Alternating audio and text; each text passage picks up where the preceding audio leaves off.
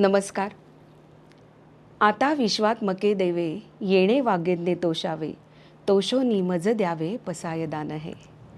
ज्ञानेश्वर माऊलींनी ज्या कळकळीने तळमळीने मराठी लोकांपर्यंत हे सगळं ज्ञान पोहोचावं म्हणून ती ज्ञानेश्वरी जो ग्रंथ आहे तो सगळा मराठीमध्ये त्यांनी लिहिला. सगळ्या लोकांपर्यंत त्या तळमळीने तो पोहोचवला. आज त्या मराठी भाषेची अवस्था नेमकी कशी आहे जाणून घेऊया ॲडव्होकेट प्रदीप सामंत यांच्याकडनं. नमस्कार सर. नमस्कार. नमस्कार. ॲडव्होकेट प्रदीप सामंत हे मराठी एकीकरण समिती एक लोक चळवळ याचे कार्याध्यक्ष आहेत. त्याच्यानंतर मराठी शाळा कृती समितीचे हे ते संस्थापक आणि अध्यक्ष आहेत. ते एक उत्तम वकील आहेत. त्याचबरोबर ते एक उत्तम संगणक तज्ज्ञ, सायबर इन्व्हेस्टिगेटरही आहेत. अनेक नामवंत संस्थांमध्ये ते कार्यरत असून तिथेसुद्धा ते कायदेशीर सल्लागार म्हणूनही कार्यरत आहेत. ते गाढे इतिहास संशोधक आहेत आणि त्याचबरोबर ते मराठी भाषेचे अत्यंत तळमळीने ती सगळ्या जगापर्यंत पोचावी यासाठी ते कार्यरत असतात. मराठी शाळांसाठी ते कार्यरत असतात. आज आपण त्यांच्याकडनं जाणून घेऊया की त्यांचं कार्य काय आहे. सर, पुन्हा एकदा नमस्कार तुम्हाला. नमस्कार.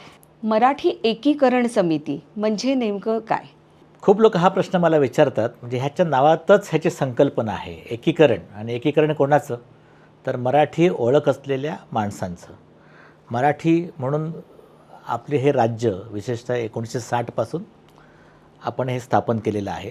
आणि मी नुसतं महाराष्ट्रच नव्हे तर बृहद महाराष्ट्र म्हणजे महाराष्ट्राच्या आसपासचा परिसर जिथपर्यंत मराठी भाषा पोचलेली आहे, मराठी लोकं पोचलेली आहे, अशा ह्या बृहद महाराष्ट्राच्या इथे राहणाऱ्या किंवा ह्याच्याविषयी गर्व असलेल्या सर्व मराठी माणसांना एकत्र आणणं. आणि एकत्र कशाला आणावं तर मराठी ही त्यांची जी ओळख आहे, ही त्यांची अस्मिता आहे, ही ठळकपणे संपूर्ण जगाला दाखवून देणं हा याच्यामागचा उद्देश आहे. जेणेकरून मराठी माणूस स्वयंस्फूर्तीने सक्षम होईल, त्याची अस्मिता एवढी उंच पातळीवरती असेल की तो जगाच्या पाठीवरती कुठेही गेला तरी तो पूर्णपणे आत्मविश्वासाने जगू शकेल. मराठी भाषेमध्ये त्याचे सगळे संस्कार, परंपरा, महाराष्ट्र धर्म टिकून राहायला पाहिजे. अशा एका समजुतीमधून मराठी एकीकरण समिती ही एक उत्स्फूर्त लोक चळवळ आम्ही सुरू केली होती. त्या अंतर्गत तुम्ही काय काय कार्य करता? सगळ्यात प्रथम आपल्या भाषेचं महत्त्व जगाला पटवून देणं. ती भाषा नुसती टिकली पाहिजे असं मी कधीच म्हणणार नाही, ती राखली पाहिजे, वृद्धिंगत झाली पाहिजे. आणि मराठी भाषेबरोबर मराठी आपले जे सण आहे, परंपरा आहे, मराठी माणसांचा रोजगार आहे, मराठी माणसांचं अर्थकारण आहे, ते वाढलं पाहिजे. आणि हे करण्याकरता मराठी भाषेतील ज्या शाळा आहेत, मराठी माध्यमाच्या शाळा आहेत, त्या टिकल्या पाहिजेत. मराठी भाषा ही आपल्या पुढच्या पिढीला समजली पाहिजे. मराठी भाषेतलं जे अफाट ज्ञान आहे ते पुढच्या पिढीपर्यंत पोचलं पाहिजे. आणि त्याचं महत्त्व जगाला समजण्याकरता जे जे काही लागेल, म्हणजे एखादा मराठी कला, मराठी भाषिकांच्या कला आहेत, इतर काही कौशल्य आहेत, मराठी साहित्य आहेत, कविता आहेत, लेख आहेत, कथा आहेत, ह्या सगळ्या जगभर पोचण्याकरता आमची समिती सातत्याने काम करत असते. किती वर्ष झाली या समितीला? साधारणतः 2012पासून मी पूर्णवेळ ह्याकरता काम करत होतो. 2015ला काही माझ्याकरता चांगले समविचारी लोक भेटले, त्यांच्यासोबत चळवळ सुरू झाली. पहिली संघटना आम्ही 2017 साली नोंदणीकृत केलेली. 2017 साली एक नव्हे तर 2 संघटना याच नावाने नोंदणीकृत आहेत. आणि आत्ता 2025च्या नोव्हेंबर महिन्यामध्ये 3री संघटना, म्हणजे प्रत्येक जिल्हानिहाय किंवा प्रत्येक तालुकानिहाय याच्या संघटना नोंदणी झाल्या पाहिजेत. आणि पूर्ण महाराष्ट्रभरच नव्हे तर संपूर्ण जगामध्ये मराठी भाषेचा प्रचार प्रसार आणि मराठी भाषेची ओळख पसरली पाहिजे, असा याचा उद्देश आहे. क्या बात आहे. सर, मराठी भाषेबद्दल आपण बोलतोय तर तुमच्याकडनं इतिहास जाणून घ्यायला मला आवडेल. बापरे, विचारा. मराठी भाषेचा इतिहास काय आहे? बघा, आपण म्हणजे सर्वसामान्य माणूस जेव्हा मराठी हा विचार करतो तेव्हा तो फक्त छत्रपती शिवाजी महाराज असं पहिलं नाव घेतो मनापासून उत्स्फूर्तपणे. मराठी म्हणजे महाराज. पण तसं नाही आहे. म्हणजे महाराजांनी मराठीकरता खूप छान काम केलं. अगदी मराठी भाषा टिकवण्याकरता आणि रुजवण्याकरता त्यांनी राज्य व्यवहार कोश निर्माण केलाच.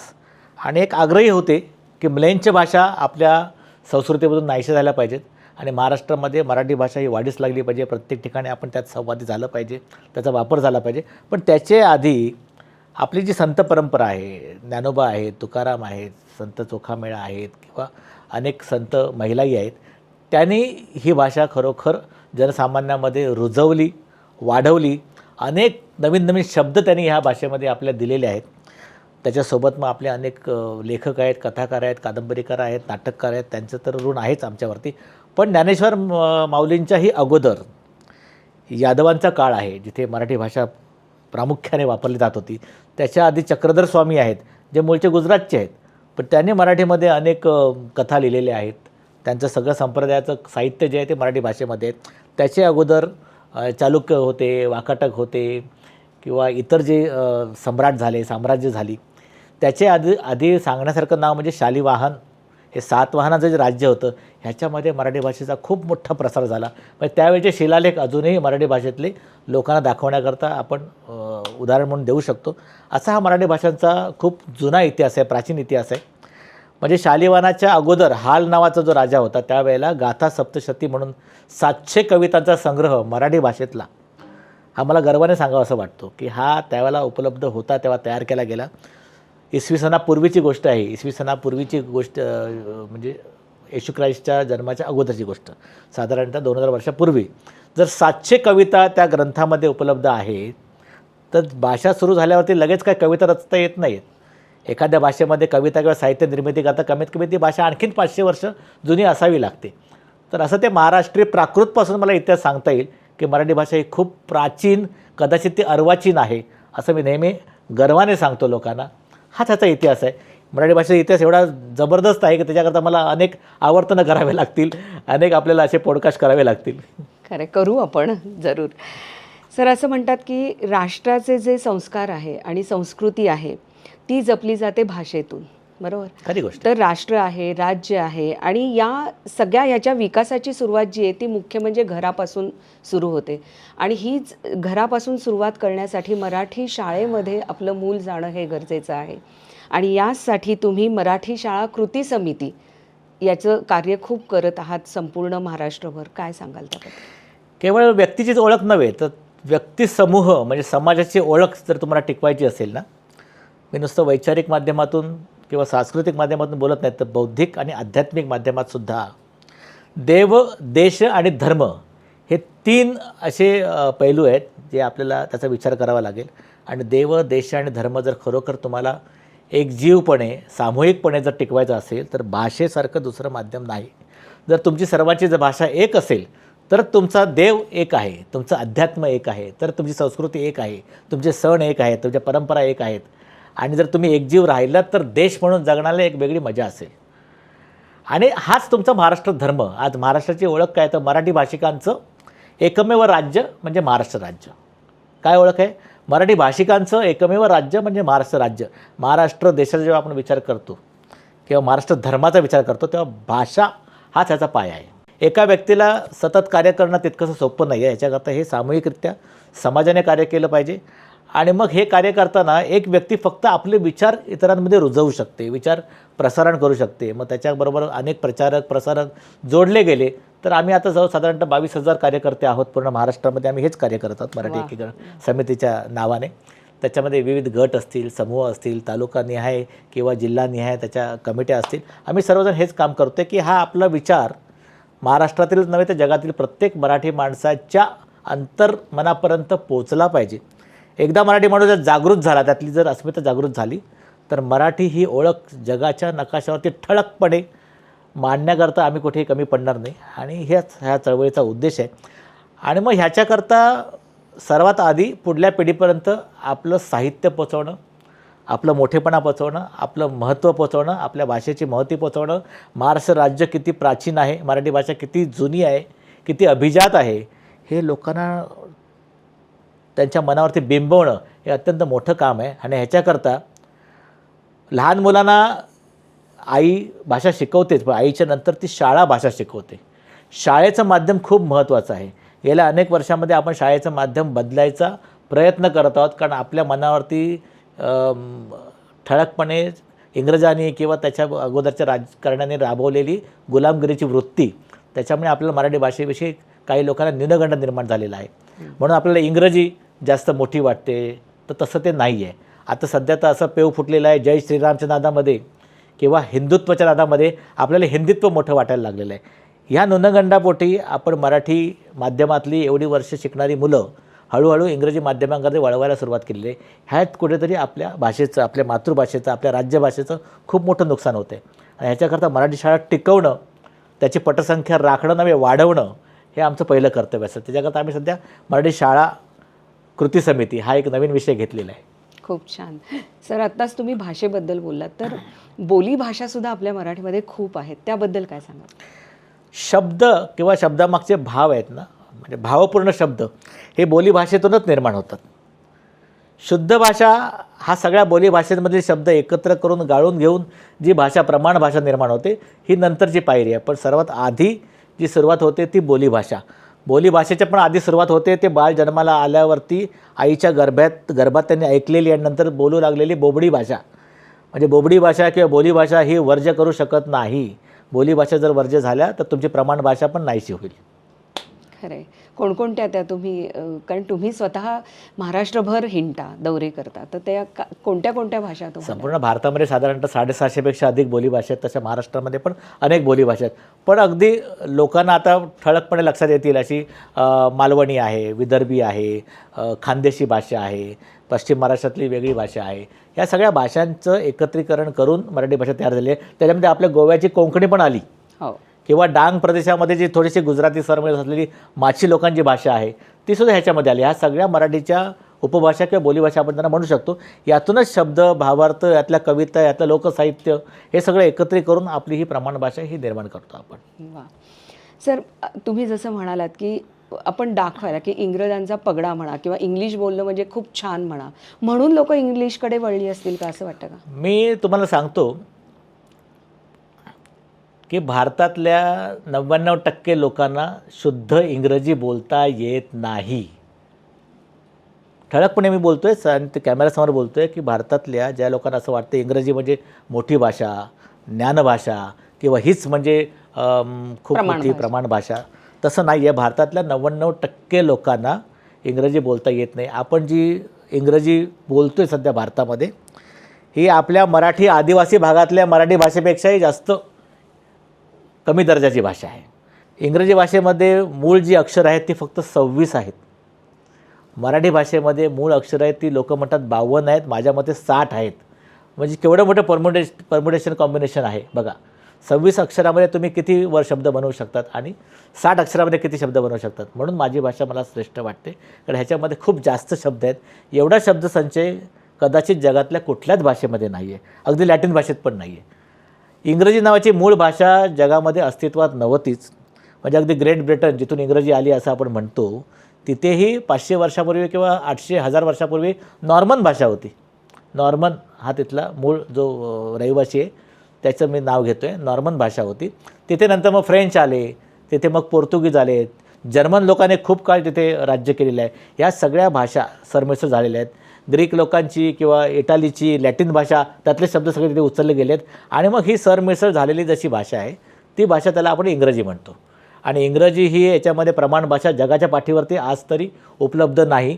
अमेरिकेची इंग्रजी प्रमाण भाषा वेगळी आहे, ग्रेट ब्रिटनची प्रमाण भाषा वेगळी आहे, ऑस्ट्रेलियाची प्रमाण भाषा वेगळी आहे आणि मग इटली, पोर्तुगीज किंवा युरोपमध्ये जी इंग्रजी बोलली जाते ती अत्यंत वेगळी आहे.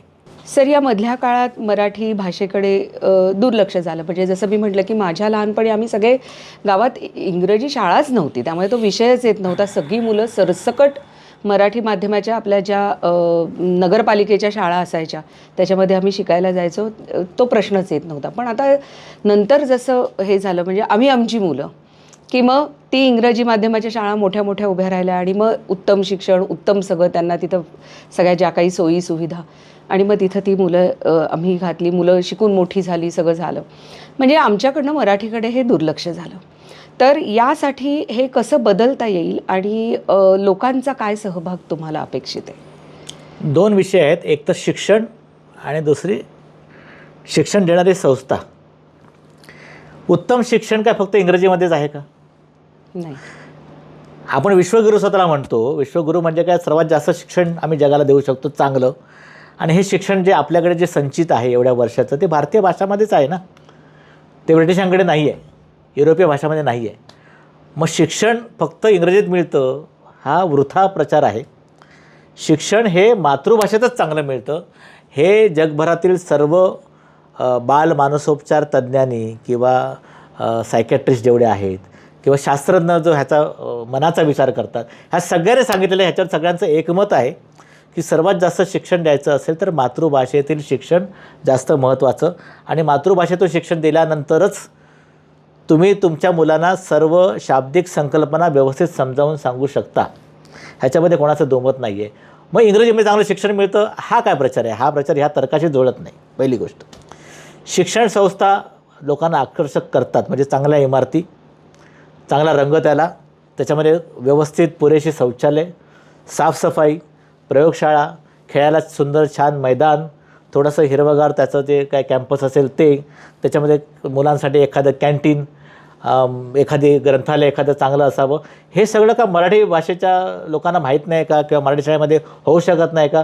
हे सगळं मिळू शकतं. आणि जर असं जर मिळालं तर बालमोहनसारख्या किंवा विलेपार्लेतसुद्धा अशा मराठी शाळा आहेत, डोंबिवलीमध्ये अशा शाळा चांगल्या आहेत जिथे लोक आकर्षित होतात आणि त्यांची पटसंख्या आज अनेक वर्ष टिकून आहे, नव्हे वाढत चाललेली आहे.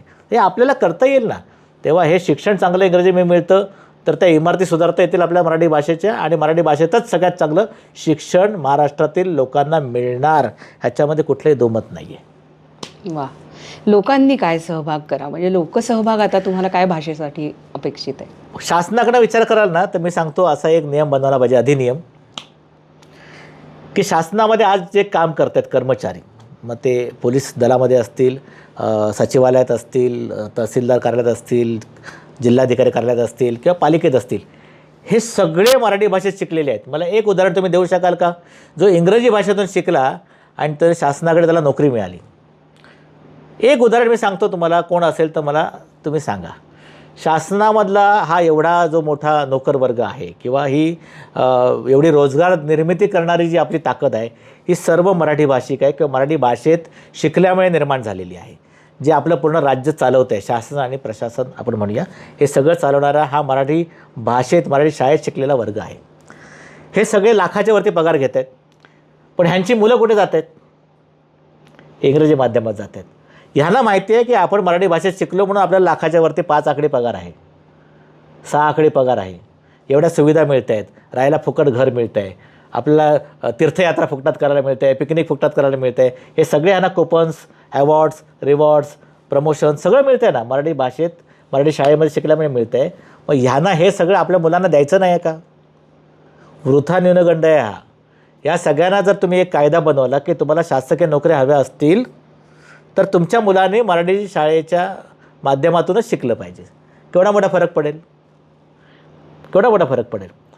नियम करा ना. हा तुमचा विश्वास नाही का तुमच्या प्रशासनावरती? या अधिकाऱ्यांना मला विचारायचं आहे, तुम्हाला विश्वास नाही का तुमच्या शिक्षण विभागावरती? तुमचा विश्वास नाही का SSC बोर्डवरती, जो अभ्यासक्रम तुम्हीच घडवला आहे ना, महाराष्ट्र राज्याकरता कायदा आहे तो. मग ह्या शाळांवरती तुमचा विश्वास नाही आहे का? मग तुमच्या मुलांना त्या शाळेत तुम्ही का घालत नाही? कुठेतरी गडबड करताय तुम्ही. ज्या शाळेत तुम्ही सेवा देताय, ज्या शाळेकरता सेवा देताय, त्या शाळेमध्ये स्वतःची मुलं तुम्ही टाकत नाही आहे, याचा अर्थ तुम्ही स्वतःच मान्य करतायत की आमचं धोरण चुकीचं आहे. केवढा मोठा विरोधाभास आहे. या सगळ्यांना तुम्ही लोकांनी सांगितलं पाहिजे की तुमची मुलं जर मराठी शाळेत जात असतील तरच तुम्हाला पुढे प्रमोशन मिळणार, तरच तुमची पगारवाढ होईल, तरच तुमची पदोन्नती होईल. हे जोपर्यंत तुम्ही करत नाही ना तोपर्यंत हा जो संघर्ष आहे हा कमी होणार नाही. हे शासनाने आधी केलं पाहिजे. किंवा मराठी शाळेमध्ये जर मुलांना घालत असेल तर त्याचा तुमच्याकरता तुम्हाला वेगळं काहीतरी त्याच्याकरता ॲवॉर्ड मिळेल, रिवॉर्ड मिळेल, प्रशस्ती होईल तुमची, काहीतरी मुलांना वेगळ्या सुविधा देता येतील. हे तुम्ही करा ना. धोरण राबवणारे तुम्हीच आहात. इथून सुरुवात शासनाने केली पाहिजे, तर मला वाटतं खूप मोठा बदल घडेल.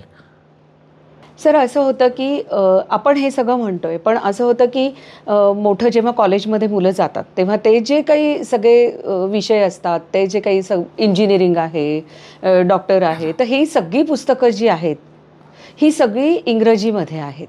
ते शिक्षण सगळं इंग्रजी माध्यमातून आहे. आणि मग तेव्हा मुलं बरेचदा असं होतं की तिथे कमी पडतात. हा पुन्हा एक म्हणजे प्रसिद्धी माध्यमांचा गोंधळ आहे की महाराष्ट्रामध्ये मराठी भाषेमध्ये उच्च शिक्षण सुरुवातीला बरोबर आहे, ते अभ्यासक्रम सुरू करायला वेळ लागतो. मग आजच्या तारखेला महाराष्ट्रातील सर्व विद्यापीठांमध्ये अभियांत्रिकी शिक्षण म्हणजे तुमच्या भाषेमध्ये इंजिनिअरिंगचं शिक्षण दिलं जातं. महाराष्ट्रामध्ये वैद्यकीय शिक्षणसुद्धा मराठी भाषेमध्ये अगदी पदवी मिळेपर्यंत म्हणजे MBBS सारखी पदवी मिळेपर्यंत मराठी भाषेमध्ये अभ्यासक्रम उपलब्ध आहे. बरेच विद्यार्थी शिकून तयार झालेले मला भेटलेले आहेत. अरे वा. पण ह्याचा प्रचार होत नाही आहे, हे लोकांना सांगितलं जात नाही आहे. कारण शासनाचं जे प्रचार यंत्रणा आहे तितकी सक्षमपणे काम करत नाही आहे. दुसऱ्या बाजूला हे जे शिक्षण माफिया आहेत ह्यांची प्रचार यंत्रणा मस्त काम करते, छान काम करते. ते त्यांच्या अभ्यासक्रमाचा प्रचार व्यवस्थित करत आहेत. CBSE आहे, IB आहे, या ज्या सेंट्रलाइज जे अभ्यासक्रम आहेत त्याचा प्रचार करणाऱ्या शाळा विद्यापीठं खूप छान प्रचार करत आहेत. आपलं शासन जे राबवणारे आपलीच लोक आहेत, आपलेच आमदार आहेत, खासदार आहेत, त्यांची विद्यापीठं बंद पडू नयेत म्हणून शासनाच्या धोरणाचा प्रचार करत नाही आहेत. आज हे सगळे अभ्यासक्रम मराठीमध्ये उपलब्ध आहेत आणि एखादा नसेल तर चालू करायला किती वेळ लागतो? आपली भाषा कुठे कमी नाही आहे, आपल्या भाषेमध्ये सगळं शिक्षण देता येईल. खरं आहे. सर, जाता जाता एक प्रश्न की मराठी भाषेला अभिजात दर्जा प्राप्त झाला आणि आपण सगळ्यांनी ते साजरं केलं, पण नेमके जे बदल अपेक्षित होते त्यानंतर ते घडले का? मराठी भाषेमध्ये अभिजात दर्जा कागदोपत्री मिळाला म्हणजे मराठी भाषा अभिजात त्याच्या आधी नव्हती का? होतीच, आहेच आणि राहील. मराठी भाषा अभिजात हे सांगायची कोणाला गरज नव्हती, मागणी करण्याची गरज नव्हती. ती अभिजात होतीच आणि आजही आहे आणि पुढे राहील. पण कसं असतं की एखाद्या गोष्टीला प्रमाणपत्र मिळालं म्हणजे ते प्रमाणित झालं की त्याच्याबरोबर ते जे आर्थिक किंवा कृतिशील जे काय फायदे होणार असतात ते त्याला मिळावेत म्हणून ती मागणी होती. त्यानुसार एखादी भाषा अभिजात झाली की संपूर्ण विश्वात ती भाषा शिकवण्याकरता वेगवेगळी विद्यापीठं निर्माण होतात. जगातल्या सगळ्या विद्यापीठामध्ये तो कोर्स, ती भाषा शिकण्याचा चालू केला जातो. हे अभिप्रेत आहे.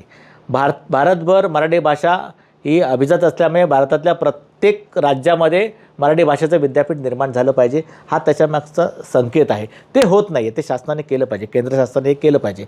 आज मराठी भाषा अभिजात होऊन अनेक वर्ष झाली, 2 वर्ष जवळजवळ पूर्ण होत आहेत. पण सरकारने जे केलं पाहिजे त्याकरता ते अजून होत नाही आहे.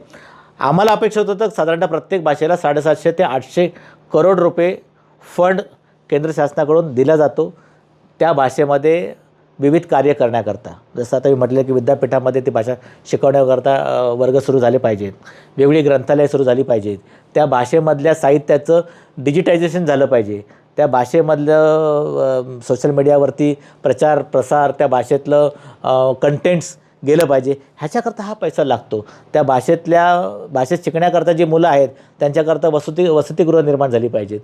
हे सगळं होण्याकरता अभिजात दर्जा गरजेचा होता, पण त्याचा जो अपेक्षित परिणाम आहे तो आजपर्यंत झालेला नाही आहे. अच्छा सर, तुम्ही आता हे जे संस्कार आहेत हे घरोघरी पोहोचवण्यासाठी शिवसंस्कार सुरू करताय, त्याबद्दल जरा माहिती द्या. सध्या आमचा पूर्ण फोकस मराठी शाळेमध्ये आपल्याला काय देता येईल, समाजाचं एक माध्यम म्हणून आपल्याला काय देता येईल ह्याच्याकरता आमचा आहे. आम्ही प्रत्येक जिल्ह्यामध्ये जेवढ्या अनुदानित खाजगी मराठी शाळा आहेत त्यांना एकत्र करतो आहे. काही शाळांमध्ये मैदानं नाही आहेत, दुसऱ्या शाळेमध्ये मैदान आहे पण त्या शाळेमध्ये तो शारीरिक शिक्षणाकरता शिक्षकच नाही आहे. काही शाळेमध्ये कॉम्प्युटर्स आहेत पण कॉम्प्युटरसाठी शिक्षक नाही आहे. काही शाळांमध्ये कॉम्प्युटर्स नाही आहेत. काही शाळांमध्ये मलखांब आहे, मलखांबचं शिक्षक नाही आहे. काही शाळांमध्ये कबड्डीचं मैदान आहे पण कबड्डी खेळत नाही आहेत. काही शाळांमध्ये ग्रंथालय आहेत, आवश्यक ती पुस्तकं नाही आहेत. दुसऱ्या शाळेमध्ये काहीच नाही आहे, त्या मुलांना ते वाचनाकरता काहीच मिळत नाही आहे. तर मग अशा शाळांनी एकत्र येऊन सामूहिकरित्या आपल्या सगळ्या सुविधा आणि गरजा यांचं आपण देवाणघेवाण केली पाहिजे एकत्रितपणे. तर आपण सगळ्या शाळा एकत्रितपणे आपला विकास करू शकतो. आपल्या विद्यार्थ्यांना जे अपेक्षित आहे ते सगळं आपण देऊ शकतो. या हिशोबाने आता आम्ही मीरा भाईंदरला साधारणतः 22 शाळा आम्ही मराठी शाळा या आम्ही एकत्रित केल्या. सुरुवातीला थोडासा विरोध झाला, संचालकांना प्रत्येकाला अहंकार असतो, ते एकत्र बसेना, पण त्यांना खूप समजावून मग आता सगळे संचालक एकत्र आलेले आहेत. पुढची पायरीमध्ये आता त्यातले सगळे मुख्याध्यापक एकत्र आले, त्याच्या पुढची पायरीमध्ये सगळे शिक्षक आता एकत्र आले आणि त्याच्या पुढची पायरी म्हणजे त्या सगळ्या शाळातील विद्यार्थ्यांचे जे पालक आहेत ते एकत्र आलेले आहेत. असं जर एकजीव रसायन तयार झालं ना तर त्या सगळ्या शाळांच्या सुविधा एकत्रितपणे सगळ्या मुलांच्या वाट्याला येतील अशी आमची संकल्पना. त्याप्रमाणे मीरा भाईंदरला 22 शाळा एकत्र केलेल्या आहेत. वसई विरारमध्ये आम्ही आता 40 शाळा साधारण एकत्र करत आहोत आणि मुंबई उपनगर आता आम्ही सुरू केलेलं आहे तिकडचं पश्चिमेचं, त्या शाळा आता पुढच्या वर्षी पण एकत्र येतील आणि या सगळ्या शाळांच्या ज्या सुविधा सोयी एकत्रित आल्या तर सगळ्या मराठी शाळेतील मुलांना त्या पोचतील. हा पहिला उपक्रम. नंतर शिवसंस्कार, याच्यामध्ये बाल शिवाजी हा अभ्यासक्रम आहे. म्हणजे शिवाजी महाराजांचा जन्म किंवा त्याच्यापूर्वी काय अवस्था होती महाराष्ट्राची, मोगलांचं आक्रमण कसं होतं, एकंदर महाराष्ट्रामध्ये राजकीय परिस्थिती काय होती, लोकांची परिस्थिती किती हलाखीची होती, कसं आक्रमण होत होतं, कसे अत्याचार होते, हा भाग शिकवायचा आहे. छत्रपती शिवाजी महाराजांचा जन्म त्या पार्श्वभूमीवरती का महत्त्वाचा होता आणि तो झाला, तो उदय झाल्यानंतर मग काय परिणाम झाला. मग शिवाजी महाराज काय लहानपणापासूनच काय आत्ता जे छत्रपती तसे नव्हते ते, मग जिजाबाईंनी मग त्यांना कसं शिक्षण दिलं, असं करता करता मग त्यांनी मावळे कसे गोळा केले, त्याचा उद्देश काय होता. मग रोहिणेश्वराची शपथ होती, स्वराज्य स्थापनेचा विचार मनात आला, रामकृष्णाच्या कथा ऐकल्या असतील आणि त्यातून मग शिवाजी घडत गेला. आणि मग शेवटी स्वराज्याचं तोरण बांधलं म्हणजे तोरणागड घेतला. इथपर्यंतचा अभ्यासक्रम सध्या शिशुवर्ग किंवा प्राथमिक वर्गातली मुलं आहेत त्यांना समजला पाहिजे. त्यानंतर मुलं थोडीशी मोठी होतात, मग छत्रपती शिवाजी महाराजांच्या लढाया सगळ्या, स्वराज्याकरता जो संघर्ष आहे आणि राज्याभिषेक आहे तो कालावधी, त्या सगळ्या लढाया कळल्या पाहिजेत. त्याच्या वरच्या मुलांना मराठेशाही म्हणजे अगदी छत्रपती संभाजी महाराज आहेत, ताराबाई आहेत, राजाराम महाराज आहेत, संताजी, धनाजी, पेशवे, मराठेशाहीचा पूर्ण इतिहास कळला पाहिजे. आणि त्याच्या वरच्या मुलांना संयुक्त म्हणजे 9वी 10वीतल्या मुलांना संयुक्त महाराष्ट्र ही चळवळ का गरजेची होती, त्याचे काय परिणाम, आणि त्याच्यामुळे आज आपण सुखाने महाराष्ट्र म्हणून एक ओळख निर्माण करून आपण कसे सुखाने नांदतोय. जर ते 107 हुतात्मे गेले नसते तर आज आपण कुठल्या तरी गुजराती भाषिक राज्याचे गुलाम असतो, हे तरी कळावं. या अर्थाने आम्ही ते शिवसंस्कार आम्ही सुरू करत आहोत. याच्यामध्ये फक्त संस्कारच नाही आहेत, तर आपला इतिहास आहे आणि इतिहासाच्या माध्यमातून त्या मुलांमधली मराठी म्हणून जी ओळख आहे, अस्मिता, ही जागवण्याचा कुठेतरी प्रयत्न आपण केला पाहिजे. आईवडिलांचा आदर झाला पाहिजे, गुरूंचा आदर झाला पाहिजे, हे त्यांना कळलं पाहिजे. या अर्थाने आम्ही संस्कार करत आहोत. सर, आज तुम्ही इथे आलात आणि खरंच एक खूप सुंदर पुस्तक आहे जे मला तुम्हाला भेट द्यायचं आहे. मराठी भाषेचे वर्तमान स्वरूप असं याचं नाव आहे. डॉक्टर सुधीर रसाळ यांनी हे लिहिलेलं आहे आणि लेदरबॅक पब्लिशर्सनी ह्याचं प्रकाशन केलेलं आहे. धन्यवाद. हे पुस्तक तुम्ही जरूर वाचावं अशी माझी इच्छा आहे आणि याचा अभिप्रायसुद्धा त्यांना कळवावा, आम्हालाही कळवावा. नक्कीच नक्कीच. डॉक्टर सुधीर रसाळ यांच्याविषयी मी ऐकलं होतं, पण पुस्तक कधी हाती लागलं नव्हतं. आज हे पुस्तक तुमच्या माध्यमातून मला मिळालेलं आहे. तुमचे आभार आहेत. नमस्कार. बोलूया तुमच्या आमच्या मनातलं. आजचा हा एपिसोड जर तुम्हाला आवडला असेल तर आमचं हे बोलूया तुमच्या आमच्या मनातलं हे चॅनल लाईक करा, शेअर करा आणि सबस्क्राईब करायला विसरू नका. बोलूया तुमच्या आमच्या मनातलं अत्यंत भावपूर्ण असा हा आजचा कार्यक्रम तुम्हाला सगळ्यांना नक्कीच आवडला असेल तर तुमची आवड तुम्ही व्यक्त करा. या बोलूया तुमच्या आमच्या मनातलं या मराठी वाहिनीचे सभासद व्हा आणि तुम्ही स्वतः याच्यामध्ये स्वतःला सामायिक करून घ्या, इतरांनाही पाठवा, याचा प्रचार प्रसार करा. आणि हा भाग आवडला असेल तर ह्याच्या पुढचे सर्व भाग तुम्ही आवर्जून पहा, अशी माझी नम्र विनंती.